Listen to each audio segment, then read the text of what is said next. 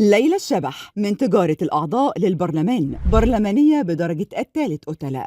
اسمها ارتبط بأخطر التهم من تجارة أعضاء وغسيل أموال لخطف أطفال وإتجار بالبشر، لحد شبهات تورطها في قتل يوتيوبرز ومشاهير زي يارا وأسقس ودينا مراجيح. أسرار جديدة عن ليلى الشبح، اسم مرادف للجدل والرعب في نفس الوقت، ومن أول ما طلع اسمها في قضايا تقيلة زي تجارة الأعضاء وغسيل الأموال، لحد ما اتقال إنها متورطة في شبكة إتجار بالبشر وخطف أطفال. والكارثة الأكبر إن في كلام إنها ليها صلة بجرائم قتل يوتيوبرز ومشاهير زي يارا وأسقس ودينا مراجيح. كل التهم دي اتوجهت لشخصية واحدة، حولتها من منتجة وبلوجر عايشة على الترند لرمز لواحدة من أخطر القضايا اللي هزت السوشيال ميديا والوسط الفني في مصر. أبشع اتهام واجهته ليلى الشبح هو خطف الأطفال وتجارة الأعضاء، وده بعد انتشار مقطع فيديو لست بتبيع أطفال صغيرين محبوسين داخل مخزن وإنهم عيال مخطوفة.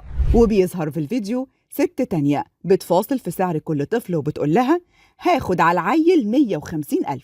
وده في نفس الوقت اللي ظهرت فيه فيديوهات لمروة بنت حسني مبارك اللي أكدت المعلومات بوجود مافيا أعضاء بشرية بتخطف الأطفال وتبيع أعضائهم، وإن سعر الطفل 150,000 جنيه. وكمان اتقال إن الوسيط اللي هو أم مكة وأم سجدة أو ليلى الشبح بيقوم بتسليم الطفل لوفاء عامر ب200,000 وياخد عمولته 50,000. الكلام ده اتقال على لسان مروة يسري واللي بيتحقق معاها دلوقتي بسبب التصريحات دي.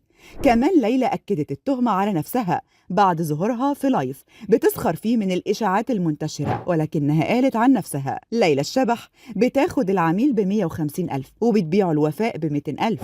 الفيديو ده اتقال عليه إنه أول توثيق لشبكة إتجار في الأعضاء بعد ما اتقبض عليها، والفيديو اتنشر بسرعة على السوشيال ميديا، والموضوع قلب حملة أمنية كبيرة انتهت بالقبض عليها والتحقيق معاها في اتهامات زي القذف العلني والإساءة لسمعة ناس معروفين ونشر محتوى مثير للفتنة والبلبلة والترويج لكلام من غير أي مستندات أو أدلة قانونية.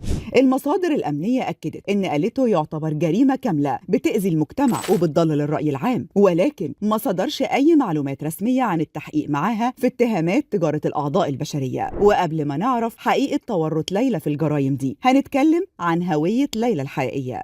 اسمها الحقيقي ليلى محمد، اتولدت واتربت في شبرا في القاهرة.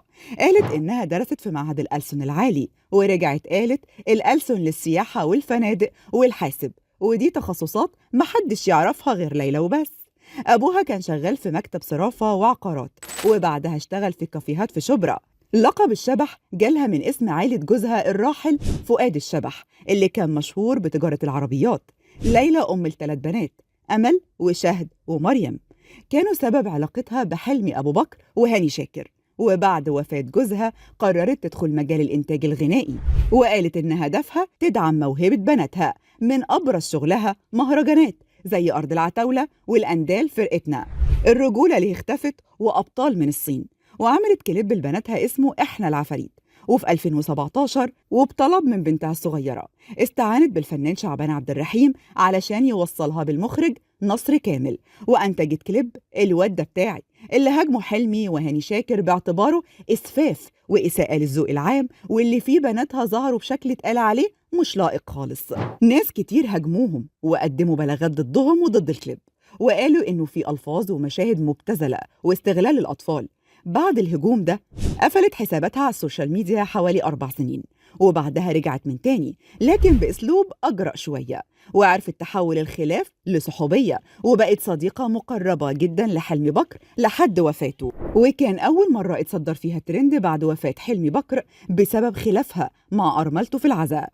ليلى هاجمت سماح القرشي واتهمتها إنها السبب في موته، وقالت لها تقتلي القتيل وتمشي في جنازته، دي كانت خطفاه وبتضربه وبتعذبه. كمان اتهمت الفنانة هند عاكف إنها سرقت 2 مليون جنيه من حلمي قبل وفاته.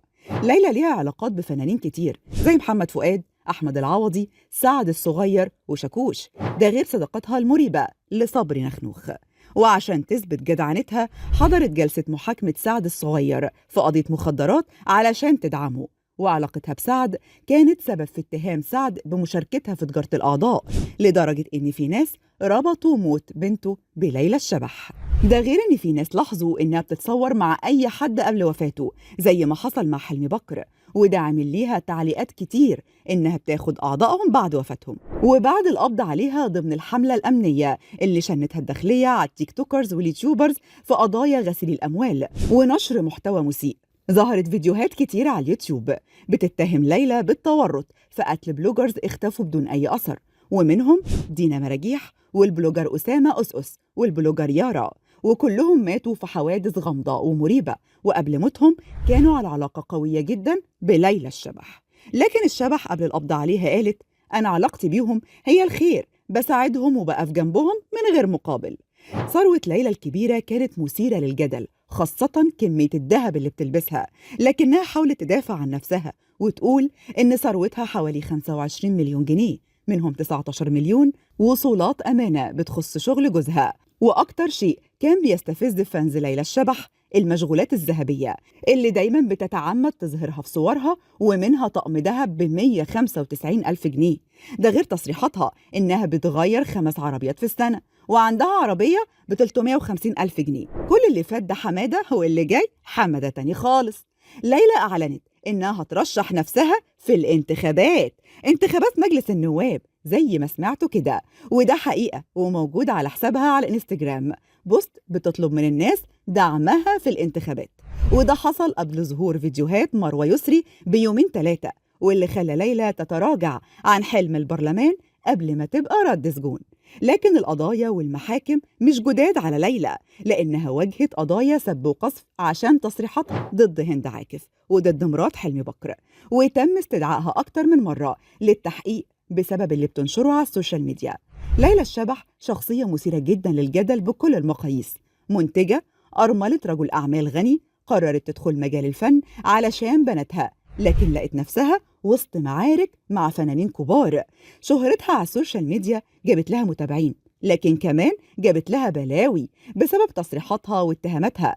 بدأت بمشاكل في الكليبات، وبعدها اتشعبت لقضايا سب وقذف واتهامات إتجار في الأعضاء. في النهاية بقت مثال واضح على قد الشهرة الإلكترونية ممكن تجيب شهرة وفلوس، لكن برضو كمان ممكن تهد حياة كاملة لإنسان.